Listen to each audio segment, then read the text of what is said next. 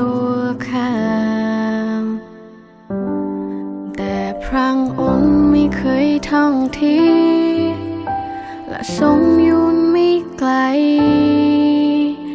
ข้าไม่มีผู้ใดนอกจากพระองค์เมื่อข้าต้องเดินในทางมืดมิดพระองค์สถิตแล้วนำชีวิตให้ผ่านไป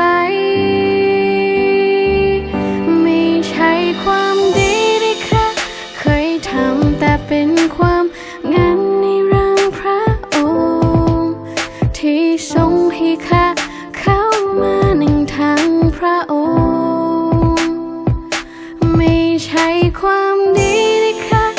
ต้องทำแต่ข้าจะดำหน้าตามพระองค์ผู้ทรงเป็นความ